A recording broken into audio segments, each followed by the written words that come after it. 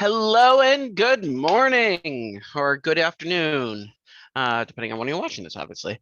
And I hope everyone's doing well. And today I was going to actually start off with looking at the EPA website. We've been talking about solutions, and something that the EPA does is it regulates what's allowed in our water.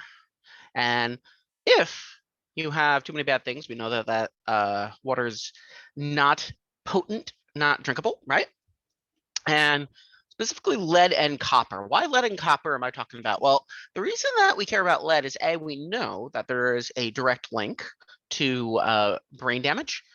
So if you have a lot of lead is very toxic, right? Lead is actually still used in many plumbing processes to actually put pipes together, to joint pipes together. There's a specific type of way of putting metal together called welding. And essentially what it does is it's kind of like gluing, but I'm sorry, this isn't welding. I forgot the name now, but it's like gluing.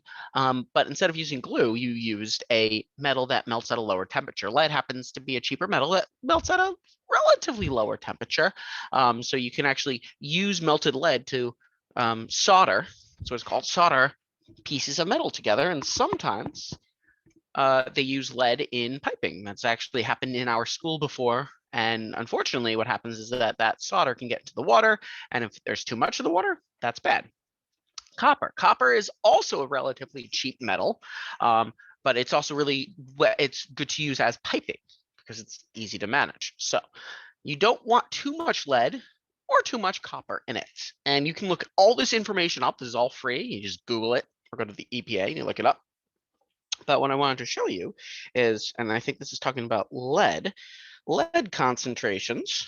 Let's see if I can highlight. Can exceed an action level of 15 ppb. We've never seen that before. And copper can exceed a level of 13 ppm. ppb and ppm are concentration units, but they're not molarity. They're actually different. So we're going to talk about what ppb or ppm is. And it has to do with the fact that we have to regulate to make sure that we have such a small amount of either lead or copper in the water. We don't want to talk about molarity because molarity talks about relatively a lot of substance, a lot of solute in our solution, right? It's kind of similar to saying that when we talk about how much snow fell, we're not talking about in miles because we would have to say that, I don't even remember how many, but like one very small amount of a mile is how much snow we have. We'd rather talk about inches. So it is important for us to pick units that are easily communicable. Scientists use units that are easily communicable. And to talk about very small, and you want to talk about, I want very small amounts of a solute in water, like we want for lead or copper, we talk about the unit of concentration called parts per million, aka ppm. Now, 1 million, what is 1 million? It's 10, 100,000, 10,000, 100,000, million. Right? So that's 6 zeros, or 10 to the 6th. And the way that we calculate ppm is we do mass of solute over mass of solution. So it's the total solution times 10 to the 6th. That's where the billion comes in. Okay. ppb is parts per billion. That's what ppb means. Now, we've actually seen something very similar to this.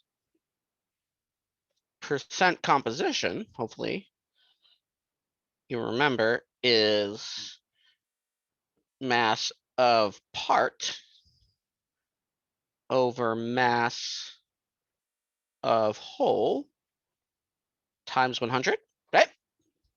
And if we look at that, look, mass of part, mass of whole times a number. It's just that instead of having it out of 100, we're having it out of billion because the mass of the solute is so small. So let's go back to that web page.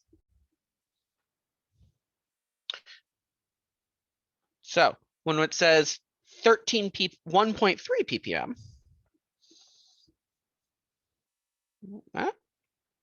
1.3 ppm of copper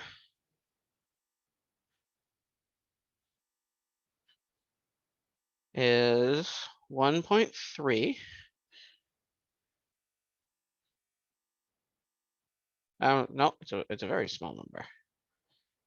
Let's say we had, I don't know, 100 grams of water.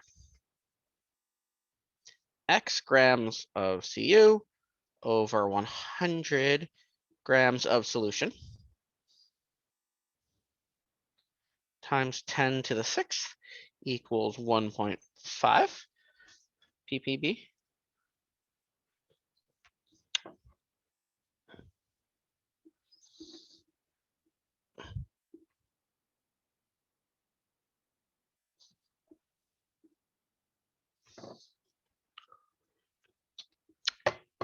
Let's work backwards. So X grams of Cu equals, that's going to be, we're going to multiply the 100 by the 1.5, 150, and then that's going to be divided by 10 to the 6th, which equals 150 times 10 to the minus 6th grams of Cu. We have 160 millionths of a gram of copper, and that's allowable. Oh, that should be, sorry. No, that should be 1.3, not 1.5. So that's what ppm means. 130 millionths of a gram of copper per 100 grams of solution. ppb. If this is saying that lead is ppb, that's 15 billionths of a gram of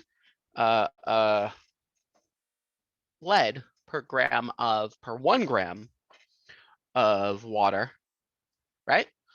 It's a very small amount, and it makes a lot more sense to use that instead of molarity, because molarity would be 0.0, right? Really small amount.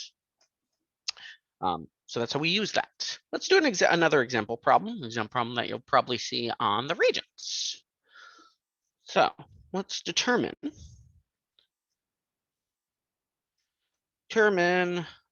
the ppm of 1.2 times 10 to the minus 3 grams of AgCl in 800 grams of solution.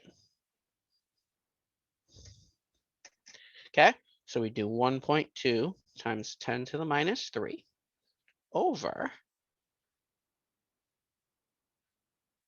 800 times 10 to the 6th. Let's go ahead and do that with our handy dandy calculator.